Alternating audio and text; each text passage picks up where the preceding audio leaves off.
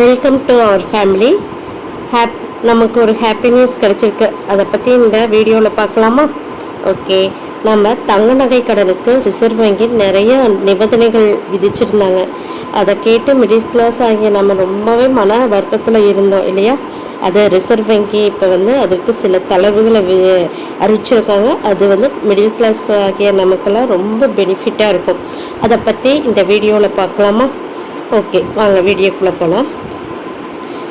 My dear friends, நம்ம நகைக்கடன் வாங்குகிறோம் அப்படின்னா அதுக்கு ரசீது கம்பல்சரி அப்படிங்கிற விஷயத்த அறிவிச்சிருந்தாங்க ரிசர்வ் வங்கி. இப்போ அந்த நகைக்கடனுக்கான ரசீது நம்ம கொடுக்க தேவையில்லை. அதுக்கு பதிலாக இது என்னுடைய நகை அப்படிங்கிற உறுதிமொழியை நம்ம அவங்களுக்கு கொடுக்கணும். அண்ட் ரெண்டாவது, 2.5 லட்ச ரூபா வரையும் நகைக்கடன் நம்ம வாங்கிக்கலாம். அதுக்கு வருமான ஆவணம் நம்ம கொடுக்க தேவையில்லை. அதே மாதிரி நாம் வாங்குகிற கடனுக்கு 80% வரையும் கடன் வழங்கப்படும் அப்படிங்கிறத ரிசர்வ் வங்கி அறிவிச்சிருக்காங்க. அதாவது 1 லட்ச ரூபா நாம் நகை அடமானம் வைக்கிறோம் அப்படின்னா அதில் 80,000 வரையும் நாம் கடனாக வாங்கிக்கலாம். அதை விட மிகவும் ரொம்ப மகிழ்ச்சியான செய்தி இது. மிடில் கிளாஸ் ஆகிய நமக்கு ரொம்ப ரொம்ப மகிழ்ச்சியான செய்தின்னு நான் சொல்லுவேன். ஏன்னா ரெனிவல் முன்னால் ரெனிவல் பண்ண முடியாது. 1 வருடத்துக்குள்ளாரையே நம்ம முழு தொகை ப்ளஸ் வட்டியும் சேர்த்து கட்டி நகையை திருப்பணும் அப்படிங்கிற ரூல்ஸ் கொண்டு வந்தாங்க. அது எவ்வளோ பேர்த்துக்கு பெரிய கஷ்டத்தை கொடுத்தது அப்படிங்கிறது எல்லாருக்குமே தெரியும். எனக்கு கூட அது ரொம்ப கஷ்டமான ஒரு விஷயமாக தான் இருந்துச்சு. இப்போ அதில் ஒரு மிகப்பெரிய தளர்வு கொடுத்துருக்காங்க. அது என்னென்னா, நம்ம ரெனிவல் பண்ணிக்கலாம். அதாவது வட்டியை மட்டும் கட்டிட்டு அந்த 1 இயருக்கான வட்டியை கட்டிட்டு ரெனிவல் பண்ணி நம்ம வச்சுக்கலாம் அப்படிங்கிற விஷயத்த கொண்டு வந்திருக்காங்க.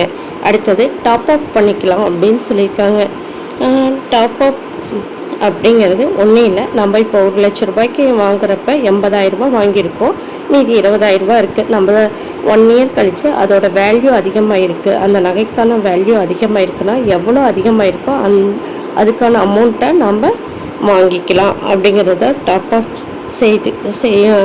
செய்துக்கலாம் அப்படின்ட்டு இருக்காங்க. அடுத்தது கோல்டு காயின் வங்கியில் கொடுக்குற காயினை மட்டும்தான் நம்ம அடகுக்கு வைக்க முடியும் அப்படிங்கிற விஷயத்த சொல்லியிருந்தாங்க. அதில் ஒரு தளர்வு கொண்டு வந்திருக்காங்க. வங்கியில் இல்லை, எந்த கடையில் வாங்கினாலும் கோல்டு காயினையும் நாம் அடமானம் வச்சுக்கலாம் அப்படின்னு ரிசர்வ் வங்கி அறிவிச்சிருக்காங்க. அண்ட் நகையை இப்போ நகையை நம்ம திருப்ப போகிறப்ப நகையை அந்த அன்னைக்கே திருப்புற அன்னைக்கே பேங்க்கில் நமக்கு ரிட்டன் கொடுக்கணும். அப்படி அவங்க ரிட்டன் கொடுக்கல அப்படின்னா அவங்க இழுத்தடிக்கிற பட்சத்தில் ஒவ்வொரு நாளைக்கும் 5,000 ரூபாய் கஸ்டமருக்கு அவங்க அமௌண்ட் பே பண்ணணும் பேங்க்கில் இருந்து அப்படிங்கிற விஷயத்தையே சொல்லியிருக்காங்க. ஒருவேளை அப்பையும் அவங்க நகையை திருப்பி தரல அப்படின்னா நம்ம கோர்ட்டில் போய் கேஸ் போட்டாலுமே நமக்கு சாதகமாக தான் தீர்ப்பு வரும் அப்படிங்கிறத ரிசர்வ் வங்கி அறிவிச்சிருக்காங்க. அடுத்தது கடன் பத்திரம் எப்பயுமே இங்கிலீஷில் தான் இருக்கும். நம்ம கடன் வாங்க போகிறோம் அப்படின்னா அந்த கடனுக்குரிய ஃபார்ம்ஸ் ஃபுல் அண்ட் ஃபுல் இங்கிலீஷில் இருக்கும். அது இப்போ அவங்கவுங்க தாய்மொழியில் இருக்கலாம் அப்படின்னு சொல்லியிருக்காங்க. இனிமேல் நம்மளுக்கு நம்மளுடைய தாய்மொழியான தமிழ்லேயே கடன் பத்திரம் வரும். அது ஒரு மிகப்பெரிய நல்ல விஷயம். இப்போ ரிசர்வ் வங்கி அறிவிச்சிருக்காங்க. இந்த தளர்வால் நம்மளாட்ட மிடில் கிளாஸுக்கு இது மிகப்பெரிய யூஸ்ஃபுல்லான ஒரு விஷயமாக தான் நான் நினைக்கிறேன். நீங்கள்லாம் என்ன நினைக்கிறீங்க? இதை பற்றி உங்களோட கருத்துக்களை எனக்கு கமெண்ட் பாக்ஸில் தெரிவிங்க.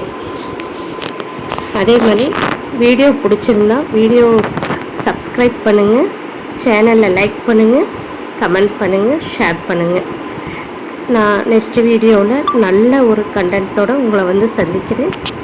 பாய் அண்ட் see you.